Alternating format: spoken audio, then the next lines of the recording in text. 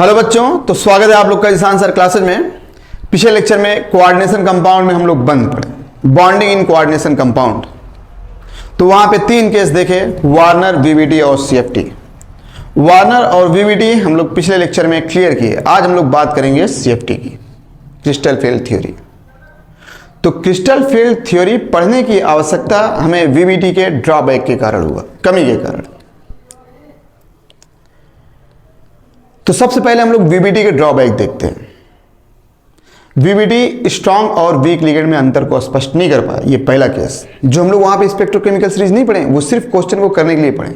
Actual में spectrochemical series यहां पे।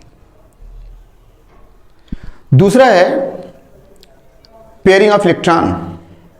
हम लोग पढ़े अगर स्ट्रॉन्ग लिगेंड होगा तो अनपेयर्ड इलेक्ट्रॉन पेयर्ड हो जाएंगे, अगर स्ट्रॉन्ग लिगेंड नहीं होगा, बोले तो वीक लिगेंड होगा तो अनपेयर्ड इलेक्ट्रॉन पेयर्ड नहीं होंगे। वो भी वीवीटी क्लियर नहीं किया। उसके बाद जो हम लोग नेचर पढ़े कि अनपेयर्ड इलेक्ट्रॉन अगर उपस्थित होगा तो पैरामैग्नेटिक और कलर वाला, अनपेयर्ड इलेक्ट्रॉन अगर अनुपस्थित होगा तो डायमैग्नेटिक और कलरलेस। ये भी वीवीटी क्लियर नहीं कर पाया। कुछ कॉम्प्लेक्स जैसे CuNH3 power plus 2, NiNH3 power plus 2 etcetera के ज्योमेट्री और हाइब्रिडाइजेशन को भी वीवीटी सिद्ध नहीं कर पाए। आप लोग यहां पे कह सकते हैं कि जो आप लोग वीवीटी पढ़े हैं वो थ्योरेटिकल था। यहां पे हम लोग बात करेंगे प्रैक्टिकल की। जैसे हम लोग केमिकल बॉन्डिंग नहीं पढ़े थे, वहां पे हम आपको बताए थे सिग्मा और पाई का, सिग्मा और लोन पेयर को काउंट कर ले, जो आएगा हाइब्रिडाइजेशन वही होगा। उसके बाद हम आपको प्रायोगिक रूप से सिद्ध भी किए थे जब ओवरलैपिंग बताए थे। बिल्कुल वैसे ही यहां भी जो वीवीटी आप लोग पढ़े थे वो क्या था, थ्योरेटिकल। यहां पे हम लोग प्रैक्टिकल देखेंगे। तो सीएफटी इन चीजों को क्लियर करता है।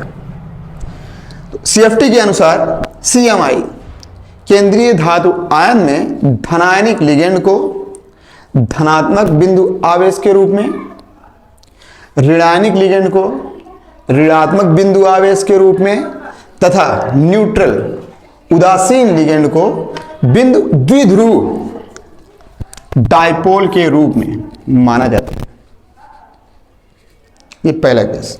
दूसरा केस क्या है, जो केंद्रीय धातु परमाणु या आयन होता है उनके और लिगेंड के मध्य आकर्षण स्थिर विद्युत प्रकृति का होता है। अभी देखिए क्लियर होगा, ये लाइन है, ये पढ़ लें, फिर उसके बाद चीजें क्लियर होंगे यार। सभी घबराने की बात ना है। तो सीएमआई एवं लिगेंड के मध्य आकर्षण स्थिर विद्युत प्रकृति का होता है। अगला पॉइंट क्या, सीएमआई के सभी पांचों डी कक्षक, केंद्रीय धातु परमाणु के सभी पांचों डी कक्षक समभ्रंश कक्षक होते हैं। डी जनरेटेड ऑर्बिटल समभ्रंश कक्षक होते हैं क्योंकि पांचों डी कक्षकों की ऊर्जा समान होती है। समभ्रंश मतलब होता है नहीं टूटना, वो अलग नहीं होंगे कक्षक। क्यों? क्योंकि ऊर्जा क्या, समान। अब देखें ये दोनों केस, एक केस ये वो इंपॉर्टेंट केस, जब सीएमआई सममित गोलीय विद्युत क्षेत्र, सममित बोले तो सिमेट्रिकल, सममित गोलीय विद्युत क्षेत्र में स्थित हो तो सभी पांचों डी ऑर्बिटल पर लगने वाला प्रतिकर्षण समान होता है। ये अंडरलाइन करिएगा, समान होता है तथा उनकी ऊर्जा समान मात्रा में बढ़ती है। तो जब ऊर्जा समान मात्रा में बढ़ रहा है सभी ऑर्बिटल का, तो उनमें स्प्लिट होने की कोई जरूरत नहीं है। स्प्लिट मतलब अलग होने, भैया हम मजबूत हैं, हम कमजोर हैं, ऐसा। जैसे आज के टाइम पे आप लोग देखते होंगे, दो दोस्त हैं और वो साथ में ही रह रहे हैं, साथ में ही रह रहे हैं, बचपन से साथ में ही रह रहे हैं। अब एक बंदा कामयाब हो गया, एक बंदा ऐसे ही चल रहा है। तो जो ऐसे ही चल रहा है ना, उसको वो बंदा स्प्लिट कर जाता है। स्प्लिट मतलब विपाटन होता है, अलग हो जाता है उससे। होता है नॉर्मल लाइफ में ऐसा, बिल्कुल वही है, बिल्कुल वही है। देखें, जब सीएमआई सममित गोलीय विद्युत क्षेत्र में स्थित हो तो सभी पांचों डी ऑर्बिटल पर लगने वाला प्रतिकर्षण समान होता है तथा उसकी ऊर्जा समान मात्रा में बढ़ती है, जिसके फलस्वरूप उन कक्षकों की समभ्रंश अवस्था बनी रहती है। अगर दोस्त हैं और वो समान कार्य कर रहे हैं, समान कार्य कर रहे हैं या फिर अलग अलग ही कार्य कर रहे हैं, लेकिन जो सोर्स ऑफ इनकम है वो दोनों का सेम है, तो उनमें आप देखेंगे ना कोई स्प्लिट नहीं करेगा, स्प्लिट नहीं, क्योंकि दोनों के पास ऊर्जा की मात्रा भी क्या समान, प्रतिकर्षण भी क्या समान। जितना ऊर्जा एक बंदे का बढ़ेगा उतना ऊर्जा दूसरे वाले का भी बढ़ेगा, तो किसी को कोई तकलीफ होगा नहीं, और जब तकलीफ नहीं होगा तो मेंटेन रहेगा हर चीज, जिसके फलस्वरूप उन कक्षकों की संभ्रंश अवस्था बनी रहती है। डीजेनरेटेड फेज मेंटेन रहते हैं। अब होता क्या है, जब सीएमआई असममित विद्युत क्षेत्र, इसमें क्या था समान, यहां पे क्या आया असमान, एक बंदा पीक पे चला गया, एक बंदा वहीं पे रह गया, तो ये कॉमन चीज, नेचुरल है, नेचुरल है ये, इसको आप बदल नहीं सकते। बिल्कुल वही केस है कि जब बंदे पैसे वाले कहते नहीं कि भैया जब से इनका नौकरी लगा या फिर जब से ये पैसा कमाने लगे हमें भूल गए, होता नहीं ऐसा। या फिर वो बंदा कहता है अरे यार जब तक थे तब तक थे, अब टाइम थोड़ी हमारे पास उनसे मिलने का। कहने का अर्थ क्या, वो दोनों असमित हो गए, असमान हो गए। अब वो ऊंचे लेवल पे सोचने लगा, वो बंदा वहीं पे है, ये तो हमारा दोस्त है। तो वहां पे क्या होता है, देखिए केमिस्ट्री हर चीज का ज्ञान आपको देगा, हर चीज का ज्ञान केमिस्ट्री है। केमिस्ट्री एवरीडे इन लाइफ एक तो चैप्टर भी है, ऐसे ही थोड़ी ना है, समझ रहे। अभी तो देखिए जब सीएमआई असममित विद्युत क्षेत्र में स्थित होता है, असममित, तो कुछ डी ऑर्बिटल की ऊर्जा अन्य डी ऑर्बिटल की ऊर्जा से अधिक हो जाता है। अब बताएं, देखें ऊर्जा अधिक हो गया और पांचों डी ऑर्बिटल की संभ्रंश अवस्था समाप्त हो जाती है। ऊर्जा भिन्न हुआ तो कॉमन बात है भैया, अभी बताएं, अलग होना तय है। ये एक्सेप्ट, जैसे केमिस्ट्री क्या है, एक्सेप्शन को बताता है, लाखों में एक आध केस पाएंगे कि एक्सेप्शन ना हो। अरे द्वार वालों कन्हैया से कह दो कि दर पे सुदामा गरीब आ गया, ये तो आप लोग सुने ही होंगे, दोस्तों की कहानी, बिल्कुल वैसा ही। ऊर्जा भिन्न हुए, ऊर्जा भिन्न हुए, अलग हो गए। देखें जब सीएमआई असममित विद्युत क्षेत्र में स्थित होता है तो कुछ डी ऑर्बिटल की ऊर्जा अन्य डी ऑर्बिटल की तुलना से अधिक हो जाती है और पांचों डी ऑर्बिटल की संभ्रंश अवस्था समाप्त हो जाती है, जिसके परिणाम स्वरूप डी ऑर्बिटल का स्प्लिटिंग हो जाता है, विपाटन हो जाता है। डी ऑर्बिटल के इस स्प्लिटिंग को ही क्या बोलते हैं, crystal field splitting, crystal field splitting. अब हम लोग बताएं ऑक्टाहेड्रल कॉम्प्लेक्स में हम लोग क्रिस्टल फील्ड स्प्लिटिंग को देखते हैं, बहुत डिटेल में देखेंगे अभी केस। तो हम आप लोग ये तो जानते ही हैं कि डी में कुल ऑर्बिटल की संख्या 5। अब पांचों डी ऑर्बिटल के नाम भी जानते हैं। ये तीनों d x y, d y z, d z x, ये नॉन एक्सियल है, ये अक्ष पे नहीं होते। D x square, y square, d z square, ये एक्सियल होते हैं, अक्ष पे होते हैं। अरे आप लोग देखे तो यही तो किए थे ऐसे ही कुछ, ये थे तीनों, और जो इनकी बारी आती है तो ये थे, तो ये कहां अक्ष पे, ये अक्ष पे नहीं। तो जब स्प्लिट होंगे ना तो ये तीनों अलग हो जाएंगे और वो दोनों अलग हो जाएंगे। इन्हीं को बोला जाता है क्रिस्टल फील्ड स्प्लिटिंग। तो अब हम थोड़ा डिटेल में इसको देखेंगे। इनको बोला जाता है T2G और इनको बोला जाता है EG, T2G कक्षक और EG कक्षक। तो देखें आगे क्या होता है जब ऑर्बिटल बना के हम बताएंगे। तो हम लोग बात करेंगे डी ऑर्बिटल के स्प्लिटिंग की। डी ऑर्बिटल का विपाटन कैसे होता है। डी सबसेल में कुल ऑर्बिटल 5, 1, 2, 3, 4 और 5। इनको बोला जाता है degenerated D orbital in free state. Free state बोले तो कोई धातु है, तन्हाई में बैठा है। अब यही पांचों डी ऑर्बिटल आते हैं यहां।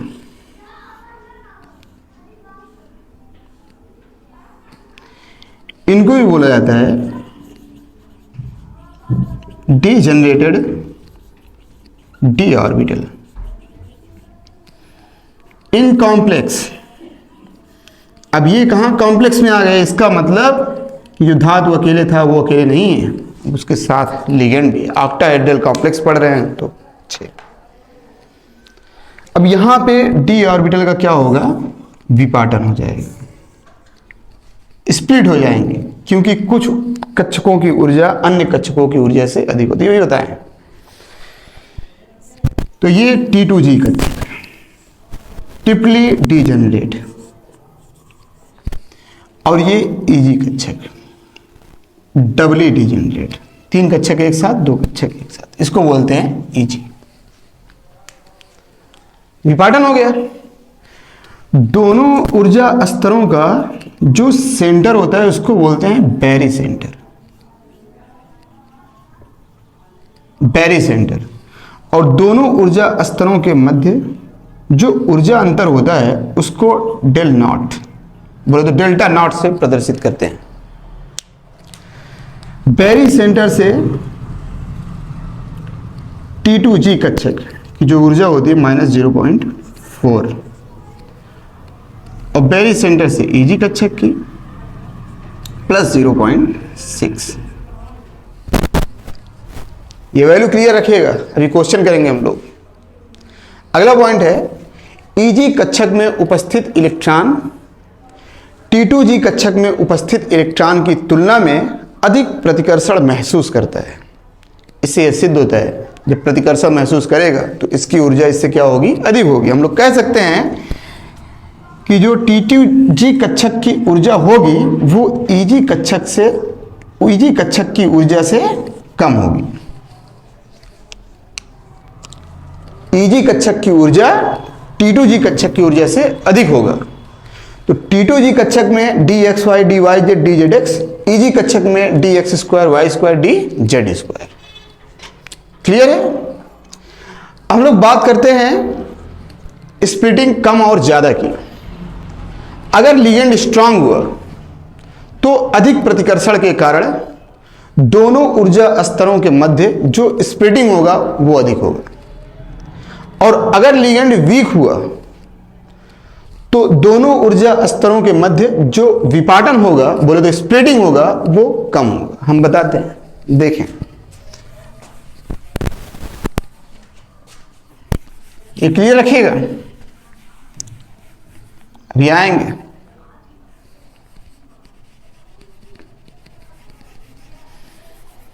बहुत बेहतरीन सवाल लगाएंगे, बस रुके 10 मिनट, देखते हैं। तो ये किसके लिए हम कह दिए, स्ट्रांग लिगेंड के लिए। यदि लिगेंड स्ट्रांग हुआ तो अधिक प्रतिकर्षण के कारण दोनों ऊर्जा स्तरों के मध्य जो विपाटन होगा वो अधिक होगा, और अगर लिगेंड वीक हुआ, दूसरा केस, अगर लिगेंड वीक हुआ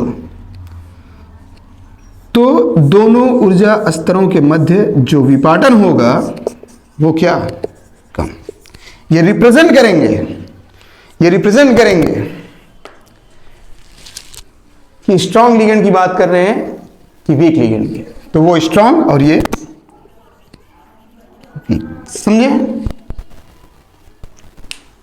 5 डी ऑर्बिटल है, स्प्लिटिंग की बात की जा रही है। अगर लिगेंड स्ट्रांग होगा तो स्प्लिटिंग ज्यादा होगा दोनों ऊर्जा स्तरों के मध्य, और अगर लिगेंड वीक हुआ तो स्प्लिटिंग कम होगा। अगला पॉइंट है, बहुत इंपॉर्टेंट पॉइंट, नेक्स्ट लेवल का बहुत इंपॉर्टेंट पॉइंट। यदि लिगेंड स्ट्रांग हुआ तो सर्वप्रथम इलेक्ट्रॉन को T2G कक्षक में पूर्ण रूप से भरते हैं, उसके पश्चात EG कक्षक में प्रवेश करते हैं। बताए प्रतिकर्षण इतना ज्यादा है कि एक इलेक्ट्रॉन इसमें भरे, एक इलेक्ट्रॉन इसमें भरे, एक इलेक्ट्रॉन इसमें भरे, चौथा इलेक्ट्रॉन यहां भरने नहीं जा सकते। प्रतिकर्षण बहुत ज्यादा, यहां पे प्रतिकर्षण कम है। तो पॉइंट लिखिएगा, यदि लिगेंड स्ट्रांग है तो सर्वप्रथम T2G कक्षक को पूर्ण रूप से भरते हैं। यही इंपॉर्टेंट है जो पॉइंट लिखने जा रहे हैं।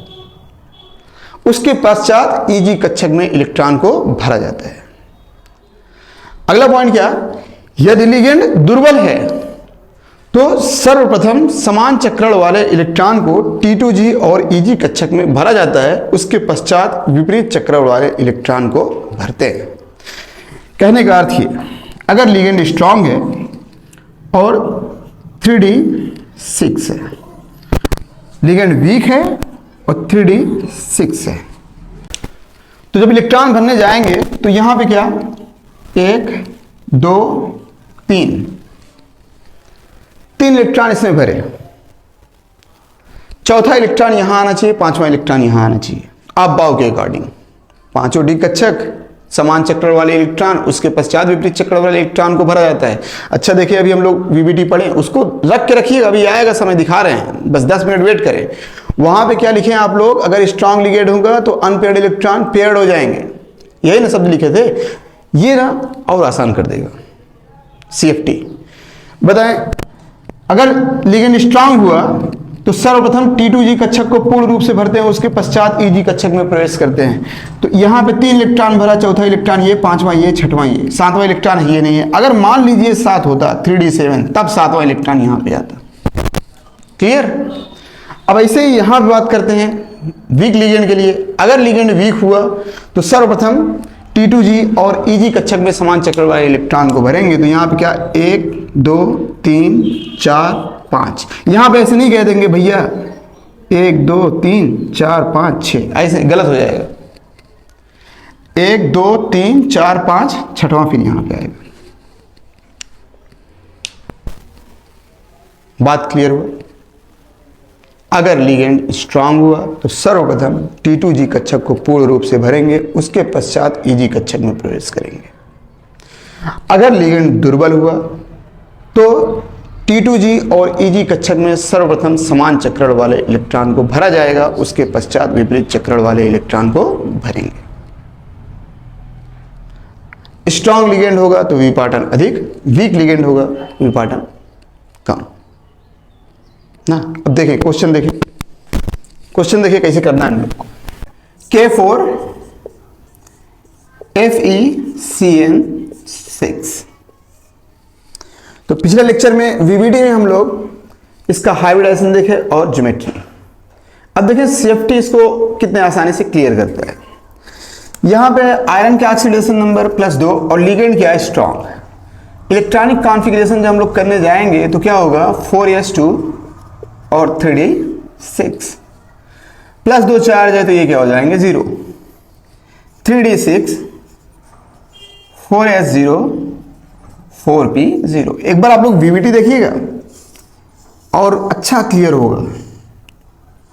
पिछला लेक्चर क्लियर तो ये भी क्लियर, 4s0 है, 4p भी 0। अब वहां पे हम लोग क्या पढ़े कि यदि लिगेंड स्ट्रांग हुआ तो अनपेयर्ड इलेक्ट्रॉन पेयर्ड हो जाएंगे। CFT में हम क्या पढ़े कि ये स्प्लिट होता है 2 ऊर्जा स्तरों में, एक T2G और एक EG। तो अगर लिगेंड स्ट्रांग हुआ तो सर्वप्रथम इलेक्ट्रॉन को T2G कक्षक में पूर्ण रूप से भरते। अभी देखिए पढ़े, अभी पढ़े इसके जस्ट पहले। तो सबसे पहले लोग इसको भर देंगे, जब तक ये पूर्ण रूप से नहीं भरेगा तब तक इलेक्ट्रॉन EG कक्षक में प्रवेश नहीं करेगा, लिगेंड स्ट्रांग है। तो ये 1 2 3 4 5 और 6, ये करना है हम लोग को। वहां पे क्या पढ़े थे 1 2 3 4 5 6 कि ये क्या भैया लिगेंड स्ट्रांग है, अच्छा ये अनपेयर्ड था तो लाओ इसको पेयर कर देते, इसको हटा देते, ऐसा कुछ किए थे आप लोग ना। जो इसका एक्चुअल आंसर आएगा ना वो ये, लिगेंड स्ट्रांग है तो T2G, ये जो भरा हुआ है कौन सा कक्षक भरे हुए हैं T2G कक्षक, ये दोनों क्या है EG कक्षक। तो बताए एक ठो CN यहां जाएगा, एक ठो यहां जाएगा, फिर उसके बाद ये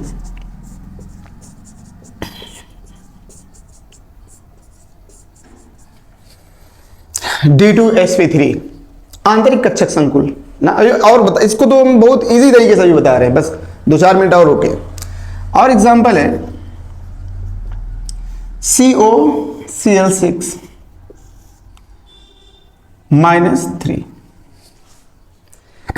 इसमें कोबाल्ट का ऑक्सीडेशन नंबर क्या है? +3। जब इलेक्ट्रॉनिक कॉन्फ़िगरेशन करने जाएंगे तो क्या होएगा? कोबाल्ट का 4s2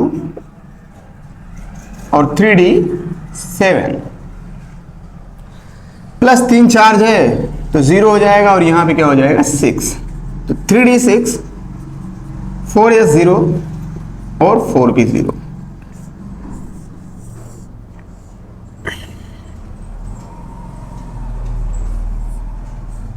समझिएगा CFT।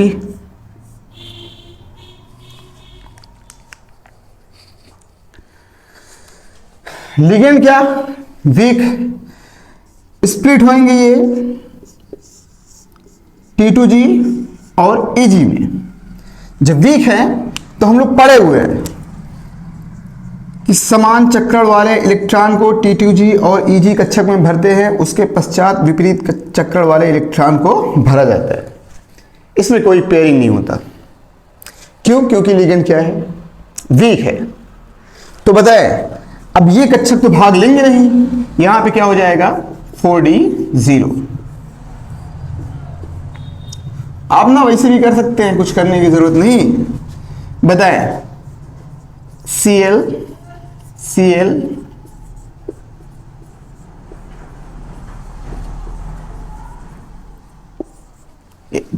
हाइब्रिडाइजेशन क्या? sp3d2। ये आंतरिक कक्षक संकुल और वो बाह्य कक्षक संकुल। समझ में आया? CFT और VVT।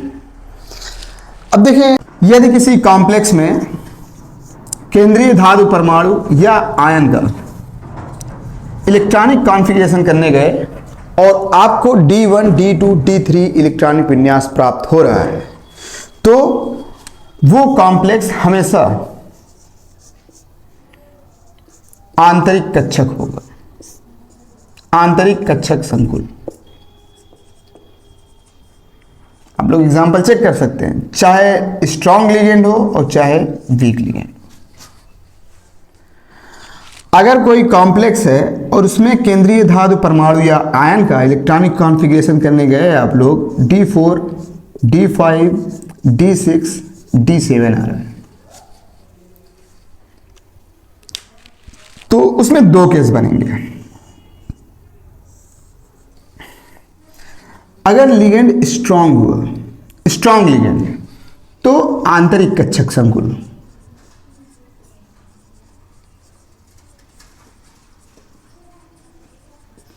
और अगर लिगेंड वीक हुआ तो बाह्य कक्षक संकुल। अब इसका एग्जांपल बोर्ड पे है। इसका एग्जांपल बोर्ड पे है। आयरन था 3d6, लिगेंड क्या है? स्ट्रॉन्ग है। तो आंतरिक कक्षक संकुल देखें, D2sp3, D2sp3। दूसरा एग्जांपल हम लोग देखें, COCl6, 3d6 इसमें भी आ रहा है। लिगेंड कैसा है? वीक है। लिगेंड वीक रहेगा तो बाह्य कक्षक संकुल sp3d2।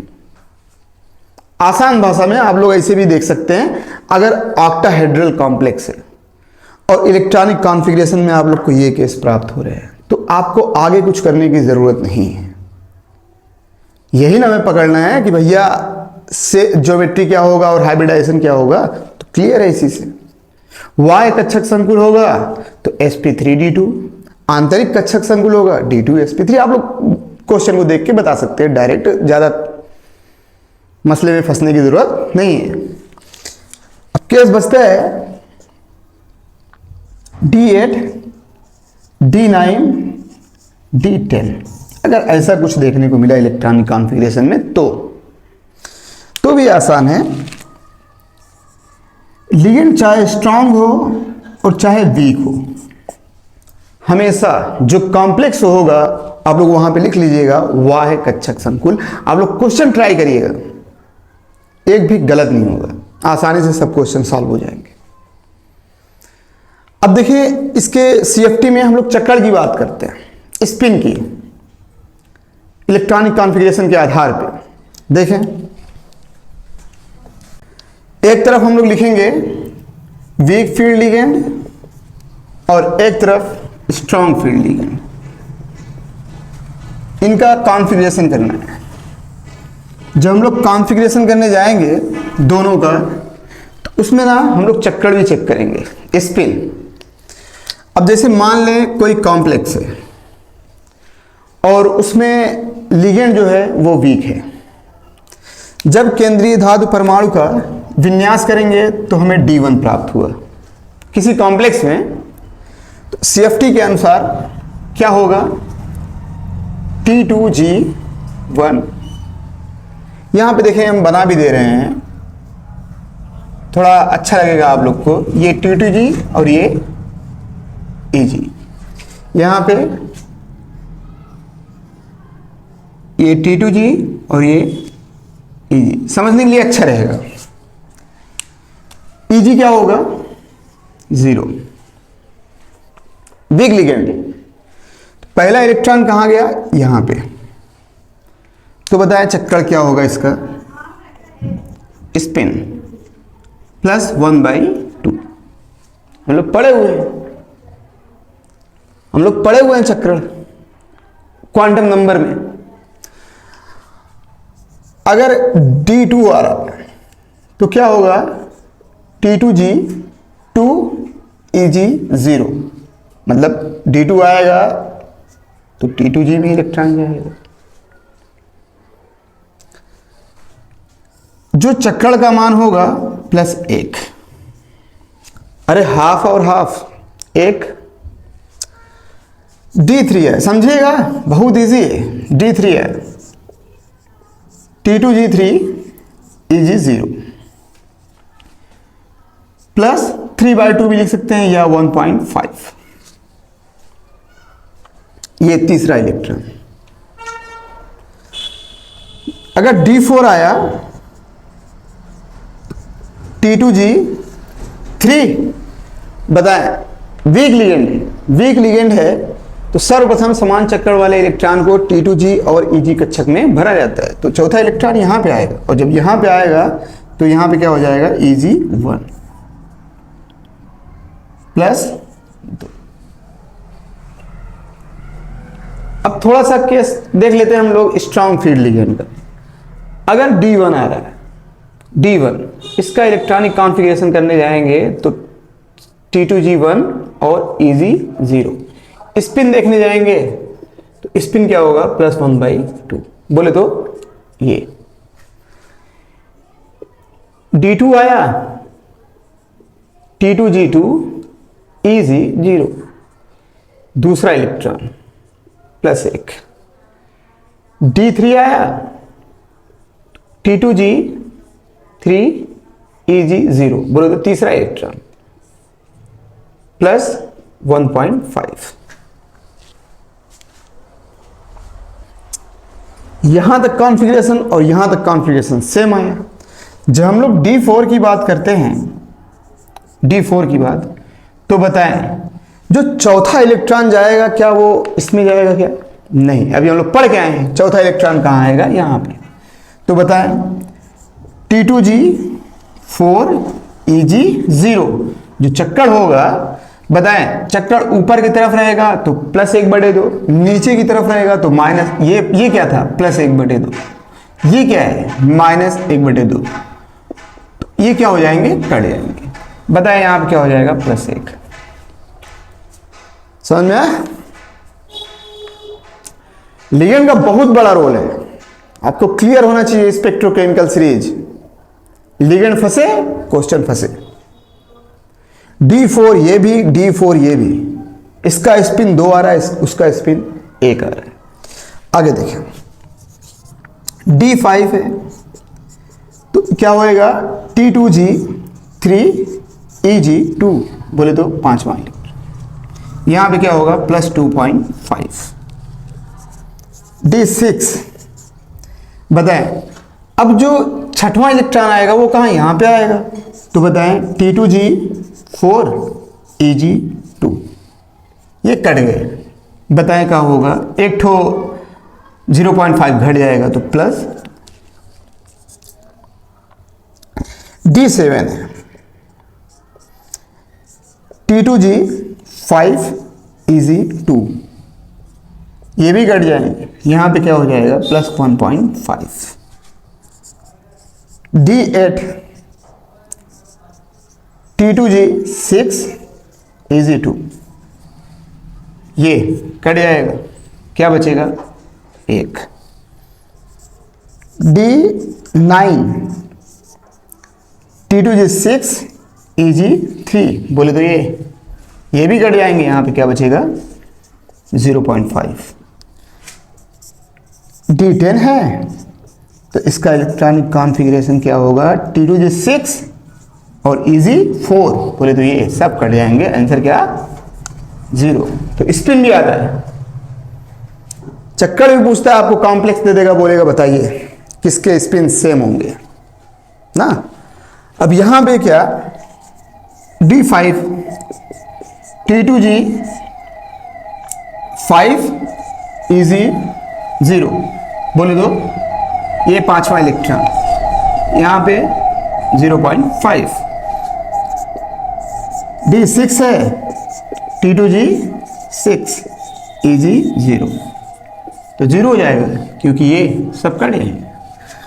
अब जब सातवें इलेक्ट्रॉन की बारी आएगी, T2G 6 और Eg1, सातवां इलेक्ट्रॉन यहां पे आएगा, चक्कर क्या हो जाएगा 0.5।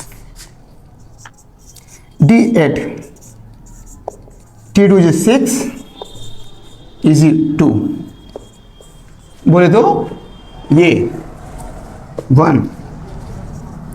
D9 T2G 6 Eg3, बोले तो ये 0.5। D10 T2G 6 Eg4, ये भी कट जाएंगे, आंसर क्या आ जाएगा 0। तो ये अब कोई भी कॉम्प्लेक्स जितना हम लोग पढ़े हुए हैं, आप सब कॉम्प्लेक्स में ये क्लियर कर सकते हैं, भैया इसका स्पिन ये होगा, इसका स्पिन ये होगा, चक्कर का मान। तो बहुत आसान है, बहुत आसान है, कुछ क्या बोलते हैं, कुछ करने की जरूरत नहीं है। आपको कॉन्फ़िगरेशन आना चाहिए कि T2G में कब इलेक्ट्रॉन भरा जाएगा, Eg में कब इलेक्ट्रॉन भरा जाएगा, आंसर आपके सामने। ये हम बताएं प्रायोगिक रूप से, आप क्वेश्चन देख के आंसर बता सकते हैं, बहुत क्लियर है। आपको स्ट्रॉन्ग लिगेंड और वीक लिगेंड क्लियर होना चाहिए बस। अगर आपको ऑर्बिटल ही नहीं मालूम है कि किसमें कौन कितना ऑर्बिटल है, या फिर किसमें इलेक्ट्रॉन कैसे भरा जाएगा, फिर तो क्वेश्चन छू भी नहीं पाएंगे, करने की तो दूर की बात ना। बहुत आसान है, आप लोग ट्राई करिए। अब देखिए हम लोग पढ़ेंगे, अच्छा जो वीक फील्ड लिगेंड और स्ट्रॉन्ग फील्ड लिगेंड है, अगर वीक लिगेंड होता है ना, जो पेयरिंग एनर्जी होता है वो डेल नॉट से अधिक होता है, और अगर लिगेंड स्ट्रॉन्ग है तो जो पेयरिंग एनर्जी होता है वो डेल नॉट से कम होता है। डेल नॉट अधिक होगा पेयरिंग एनर्जी से। हम आपको वहां पे भी बताए थे स्प्लिटिंग कर ना, वो क्लियर रखिएगा बात। बहुत आसान है। कोऑर्डिनेशन कंपाउंड से क्वेश्चन तो आप लोग जानते ही, नहीं जानते तो जान जाएंगे, नीट का पेपर हो जाएंगे ना, जान जाएंगे। हम लोग बात करेंगे क्रिस्टल फील्ड स्टेबलाइजेशन, या आप लोग स्प्लिटिंग भी बोल सकते हैं, energy CFSE, crystal field stabilization energy. तो किसी कॉम्प्लेक्स का CFSE कैसे निकाला जाता है, बहुत आसान है। CFSE equal to 0.6 del naught into N1 minus 0.4 del naught into N2 plus NP। अभी जब हम लोग स्प्लिट कराए थे तो बताए थे आपको Eg कक्षक से और T2G कक्षक से, आप लोग देख सकते हैं यहां पे क्या, जो N1 है वो Eg कक्षक में उपस्थित इलेक्ट्रॉन की संख्या, N2 T2G कक्षक में उपस्थित इलेक्ट्रॉन की संख्या। N क्या है? पेयर्ड इलेक्ट्रॉन, इलेक्ट्रॉनों का जोड़ा। और P pairing energy, pairing energy. तो एक दो ठो एग्जाम्पल हम आपको बताते हैं, ये आए हुए हैं एग्जाम में, फिर उसके बाद आपको हम क्वेश्चन देंगे, आप लोग ट्राई करिएगा।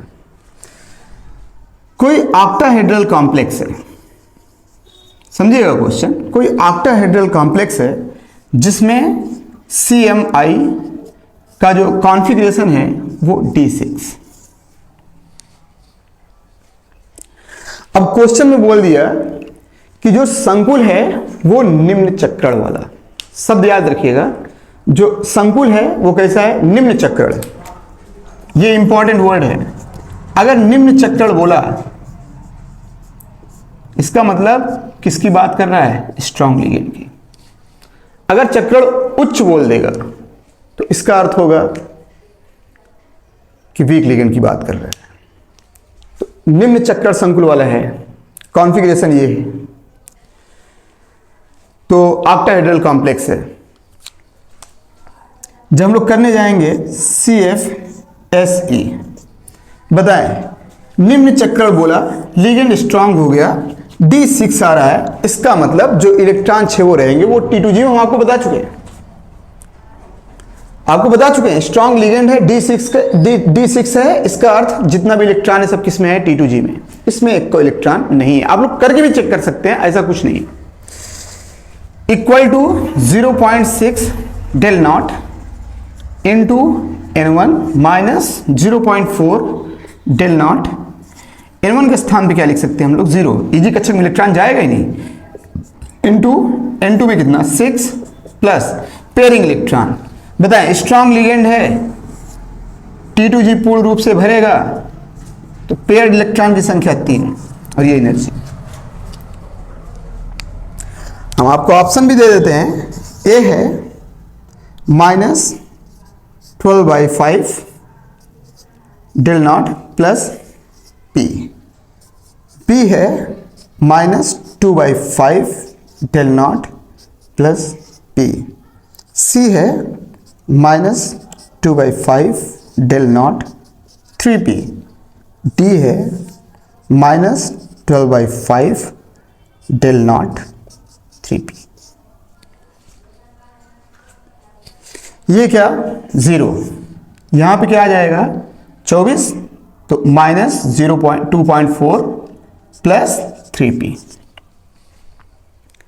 अब बुद्धि में आएगा कि अरे ये तो एक को ऑप्शन मिल नहीं रहा है,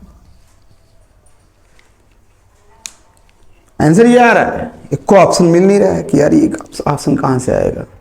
यहां पे आपको चेक करता है, आप 5 में पढ़ के नीट की तैयारी कर रहे हैं कि ऐसे ही 4, 5, 6, 7, 8, 9, 10 पढ़े हुए हैं, ऐसे नीट की तैयारी करने पहुंच गए, यहाँ पे वही चेक कर रहा है आपको ये ऑप्शन देके। बताएं, 5 दूनी 10 और 5 चौक 20, 2.4 प्लस P आ रहा है। यहाँ पे अगर हम लोग चेक करने जाएंगे तो 2.4 प्लस 3P, तो आंसर जो आपका होगा वो क्या? D वाला। बहुत आसान है, इसको हम लोग ऐसे लिख सकते हैं ना यार, -12/5। और एग्जांपल है COH2O होल 6 प्लस 3, तो कोबाल्ट का ऑक्सीडेशन नंबर +3 हो जाएगा। कॉन्फ़िगरेशन करने जाएंगे तो 4s2 3d7, यहां पे क्या हो जाएगा? 0 और यहां पे क्या हो जाएगा? 6। लिगेंड कैसा है? स्ट्रॉन्ग। जब लिगेंड स्ट्रॉन्ग है, समझिएगा, लिगेंड कोबाल्ट वाटर सामान्यतः वीक लिगेंड होते हैं, परंतु कोबाल्ट +3 के साथ स्ट्रॉन्ग लिगेंड की तरह कार्य करते हैं। तो 3d6 आया, इसका मतलब जो आपको आंसर मिलेगा वो यही मिलेगा ना।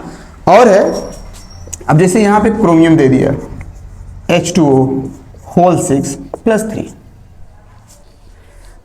+3 है, क्रोमियम है, +3 चार्ज, इलेक्ट्रॉनिक कॉन्फ़िगरेशन करने जाएंगे 4s1 और 3d5। क्रोमियम का केस तो हम लोग जानते ही हैं, यहाँ पे क्या हो जाएगा 0 और यहाँ पे क्या हो जाएगा 3।